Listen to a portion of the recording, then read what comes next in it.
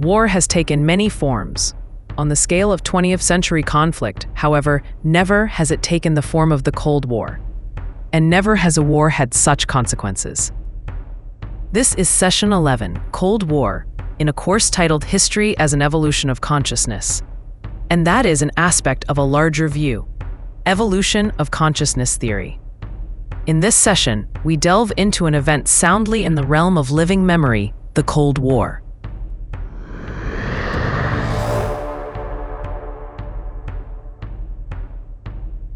The Cold War means different things to different people.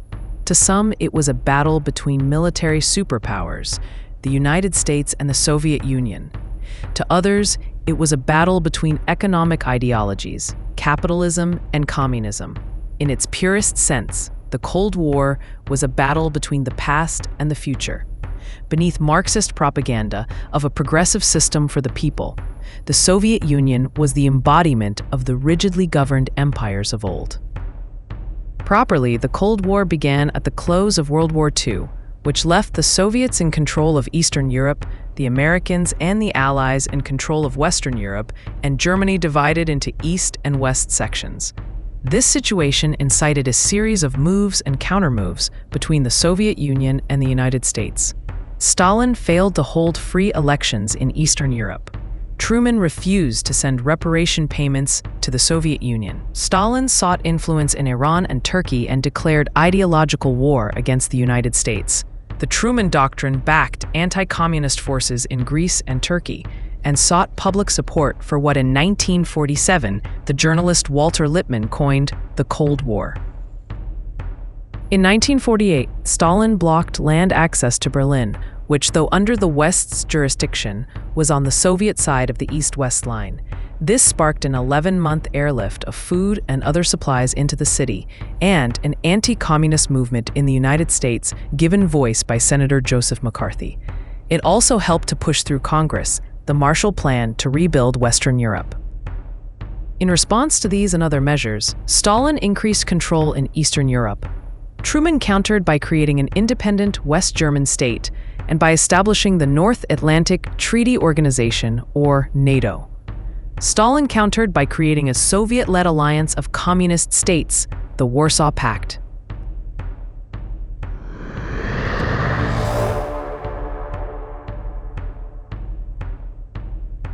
In 1949, the Soviets exploded their first atomic bomb, a move that precipitated a nuclear arms race with the United States, and a standoff dictated by a policy of mutually assured destruction. If one nation attacked, nuclear retaliation would assure the other's annihilation. In 1950, Mao Zedong seized power in China and allied with the USSR. The nuclear arms buildup, however, made it impossible for Mao and Stalin to implement a policy of world communism through direct confrontation with the United States or its allies. China and the Soviet Union sought to expand their influence in a less obvious way, based on the theory that one nation would spread communism to the next, the domino theory. This policy was put to the test in 1950, when communist North Korea invaded Western South Korea. With United Nations support, Truman responded with American conventional forces. 3 years, and on both sides, an estimated 450,000 lives later, American-backed South Korean forces signed a truce with Soviet and Chinese-backed North Korean forces to leave the country divided as it had been, along the 38th parallel.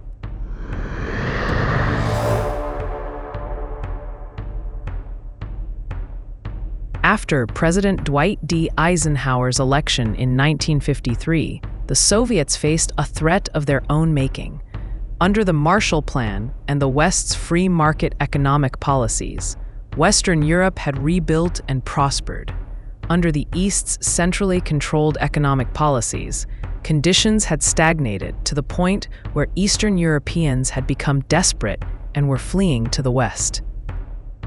Stalin's successor, Communist Party leader Nikita Khrushchev, responded by reinforcing the barrier that restricted travel and communication between the Soviet Union and the outside world, the Iron Curtain. This attempt to prevent the population from fleeing to the west climaxed in 1961, with the building of the Berlin Wall between the city's east and west jurisdictions.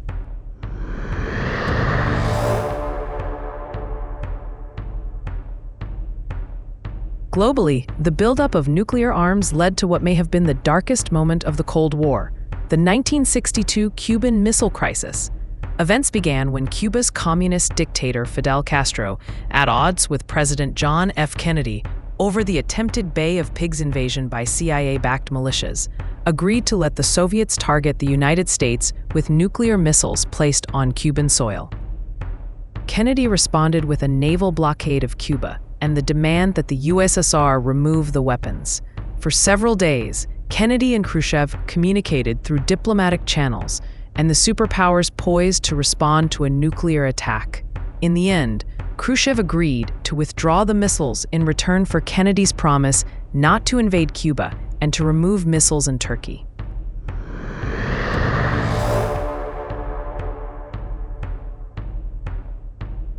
In 1957, the Soviets placed the first satellite in Earth orbit, Sputnik 1. In 1958, America followed with Explorer 1, and a year later created the National Aeronautics and Space Administration, NASA.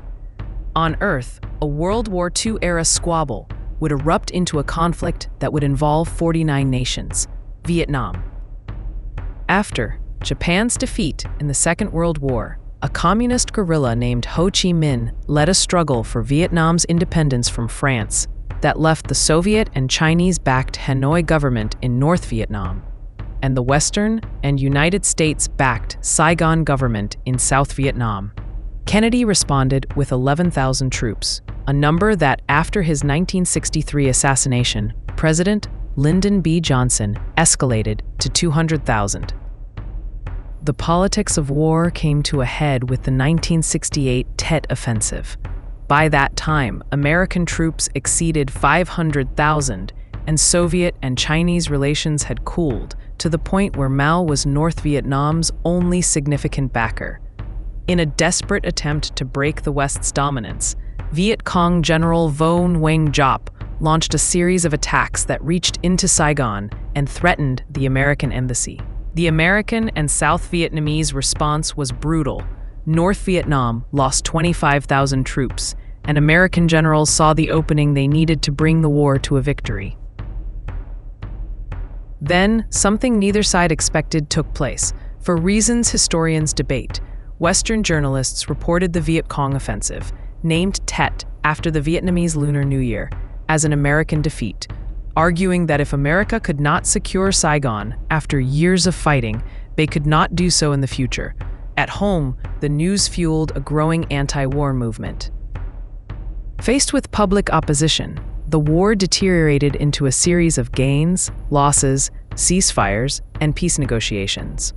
By 1973, President Johnson's successor, Richard M. Nixon, had pulled out most American forces, and in 1975, South Vietnam surrendered to North Vietnam.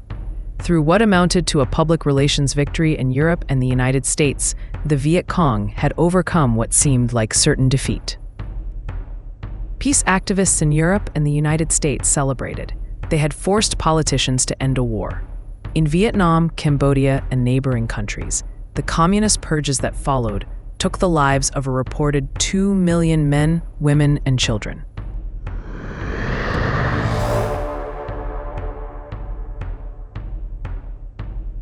Caught up in the Watergate scandal and faced with impeachment, Nixon resigned in 1974. Gerald R. Ford became president, followed by James E. Carter. Faced with an Iranian hostage crisis and a floundering United States economy, Carter would govern for only one term, defeated by Ronald Wilson Reagan. Central to Reagan's strategy to counter the Soviet Union was the Strategic Defense Initiative, or SDI. Coined Star Wars by the press, SDI was an anti-ballistic missile system designed to shield the United States from a Soviet nuclear attack, and thus make obsolete the policy of mutually assured destruction. Critics blasted SDI on the grounds that the technology would not work. What mattered to Reagan was not that Star Wars would work, but that the Soviets believed it would work. By the end of Reagan's first term, the largest tax cuts in American history and a loosening of regulation over business had launched the United States into a more than decade-long period of economic expansion. In the Soviet Union, however, the centrally controlled economy of old had exhausted itself. On the verge of economic collapse, the Soviets had no way to counter SDI. In 1982, Yuri Andropov succeeded Brezhnev. In 1984, Konstantin Chernenko succeeded Andropov. In 1985, Mikhail Gorbachev succeeded Chernenko. British Prime Minister Margaret Thatcher called Reagan. Her message: "We can do business with this man." Gorbachev knew that the only way to prevent a Soviet collapse was to restructure his economy, perestroika, and to embrace an openness with the West, glasnost. Most of all, he knew that for communism in the Soviet Union to survive, he had to avoid the cost of an arms buildup. In Reykjavik, Iceland, Gorbachev proposed the largest arms reductions of the Cold War. Reagan rejected Gorbachev's proposal because it forced him to give up the one thing he knew would bankrupt the Soviet Union: SDI. Gorbachev responded by giving Reagan SDI and an even more sweeping arms control proposal. Reagan accepted, but from the Soviet standpoint, it was too late. The past had caught up with the future. Backed by Pope John Paul II, Poland rose in defiance of Soviet control. Gorbachev granted Estonia, Latvia, Lithuania, and other East European nations independence. In 1990, the Berlin Wall came down. In 1991, the Soviet Union voted itself out of existence.